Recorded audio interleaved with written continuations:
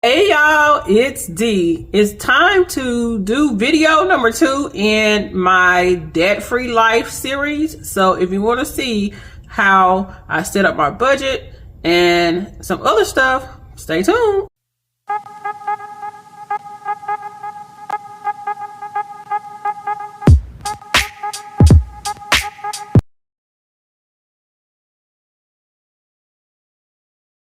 Hey y'all, hey, it's D. So yes, I did want to come on here and give you a little bit of information about how I budget and how much my expenses are. First of all, I will be sharing with you real numbers. I won't break down everything just because for privacy reasons, but I will be giving you what I will be budgeting from here until there are changes that maybe need to be made. I created this last year, which is a budget blueprint, and I have it broken down into 4 different sections, and I will explain why. So first of all, I do budget on a monthly basis. I currently get paid every week at one of my jobs, and then I get paid every other week at another job, but I prefer to budget my money on a monthly basis. This first section right here is my monthly bills. And the second section is my monthly expenses, i.e. variable expenses. This section down here is my annual bills. And this is the list of all my special funds. So the reason why I created this is because I was sometimes forgetting about some of my annual bills in the past. And I forgot when they came out and what have you. And also wanted to keep up with my special funds and with how many I have and what categories I have. So I created this budget blueprint. So I use this to set up my budget every month and to analyze and see what annual bills that I might have due and to keep up with my special funds. So this is why I created this budget blueprint. I do have this available on my Buy Me a Coffee shop if you're interested in this. So we're going to go over this. I am debt free, including my mortgage, so I'm 100% debt free. But just because I paid off my debt does not mean that I'm going to go out here and live my life and spend my money frivolously. That is not how that's not how I want to live my life, because you never know what's going to happen. I am still living below my means on purpose because you never know what's going to happen. And I'm in a season now in 25, I want to save as much money as I can. In 26, there are some things that I want to do, but I need to save up the money to do those things. So let's get into this first section, which is my monthly bills. And these are all my bills. As I stated, I live below my means. I have a HOA, which is with my townhouse. We have to pay a HOA every month. I pay for my security system. I have several insurance policies. I have vision insurance. I have cell phone, internet, utilities, life insurance, tithes, and dental insurance. So I do have to pay my insurance out of pocket because I work part-time and I don't get medical benefits from either one of my jobs. So I do have to pay for that. I am enrolled in the healthcare.gov medical, so I don't have to pay for any medical insurance. It is covered by the healthcare.gov. So this section, I'm not going to break down how much each one of my bills are. That's just my personal preference. My bills come out to about a total of $747. And I always round up on my bills. I round up to the next dollar, and when I budget, I don't use a change, and any change or any extra money I have, I usually transfer that money to a particular account, whichever one I'm focused on. But lately it has been to my fund checking, and my fund checking is with Capital One, and I use that fund checking to buy me things that I want. And then I have another bank account, which is a credit union, and that one houses all of the money I use to pay my bills. that come up on a monthly basis. That is how much my monthly bills are. My monthly expenses, i.e. variable expenses, section includes food and household. I don't break down those individually because I usually get them at the same places, which are usually Walmart or Sam's Club.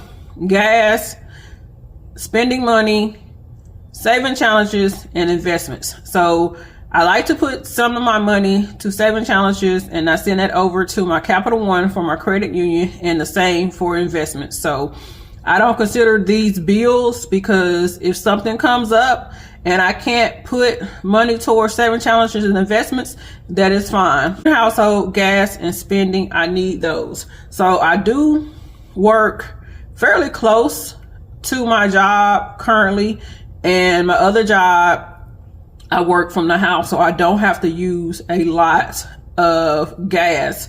So for my monthly expenses, I will break these down as much as I can. So right now I'm allocating a total of $200 a month for food and household.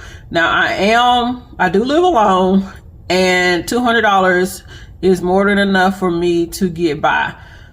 So that might not seem like a lot, but one thing that I do, and this is for personal preferences, is I don't eat a lot of meat.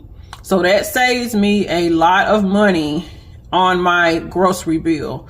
I eat mainly fresh fruits, vegetables, frozen vegetables, grains, and what have you. So I don't eat a lot of processed foods or meats.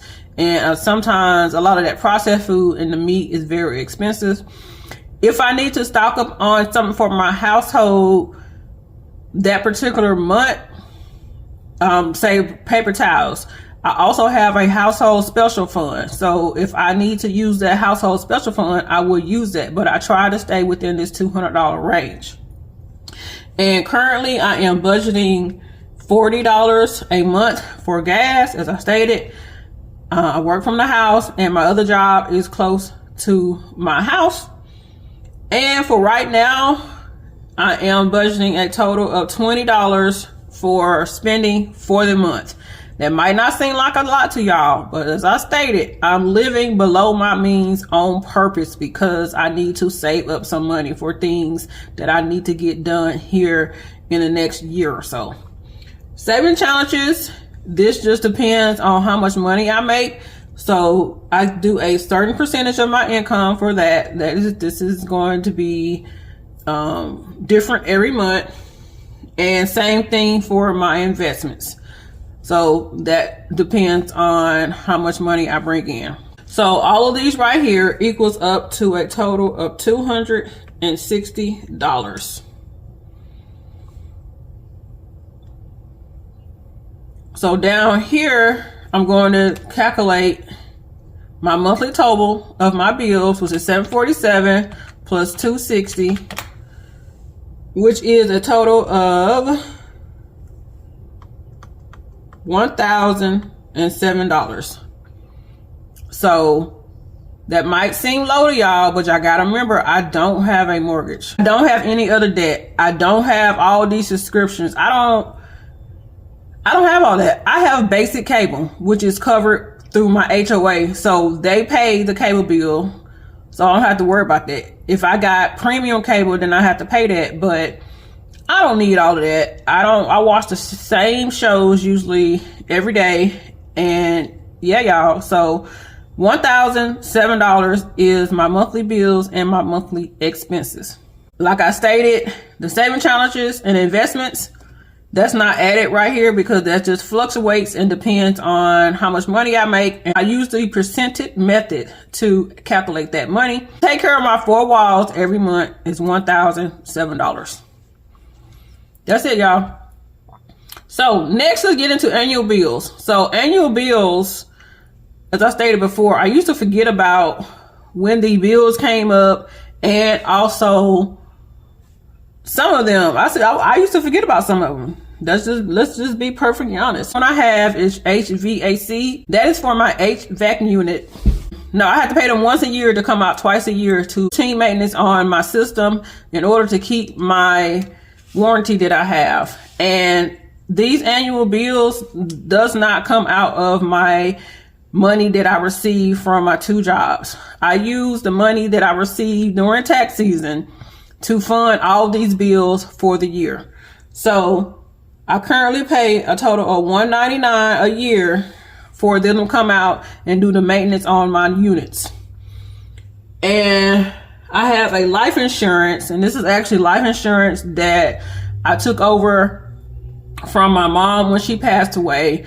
I don't particularly need this extra life insurance, but the sentimental value of the life insurance, I just can't get rid of it. So, and it's not really a whole lot of money, as you will see. So this comes out quarterly, and for the year, there's a total of $120 for that life insurance. In my city, we have to register our alarm system, and that is around $30 a year. Now, this one right here has been going up the last couple of years, so that might be a little bit more, but I'm also saving more for my annual bills right now once I get the money from my tax clients. I also pay for AAA, and me and my sister share AAA membership, and my portion is $58. I do have Microsoft Office that I pay for every year, and that is $75. And also me and my sister share the membership for Sam's Club, and my portion is $55. So all of these right here equals up to $537. But now, since I am mortgage free, I have to pay my property taxes. So this $537 right here is all funded with the money that I make during tax season. My property taxes, I have to take this out of my income that I get every month. So this is not funded by me doing taxes. And currently my property taxes for the year is $800. So all of this right here adds up to $1,337 a year. I do also want to say that I do stay in Alabama, and our cost of living is not as high as other areas. So that is also another factor. So I know my numbers might look low to you, but that's just how it is right now. So for special funds, I was breaking down how much money I want to add to these special funds last year, but I decided not to do that this year. But I still want to have a good snapshot of my special funds when I actually, review my budget for the month. So I won't be putting anything here, but these are currently all my special funds. I did add an annual bill special fund, and I'm not including it on here because it's not funded by my monthly budget. That is an explanation of how I budget and how I set up my budgeting plan for the month. I just come on here and review this and make sure that everything is set up. That is how my budget looks now, being debt free. And I hope that this helped you in some way or give you some type of motivation to what being debt free could possibly do for your budget. Because before I became debt free, it was a lot more, of course. So I'm going to continue to live below my means, and let me know if you have any questions. I hope that you found some kind of inspiration or something from this video. And y'all, don't forget to make the money, but don't let the money make you. All right, y'all, I'll see y'all in the next video. Bye.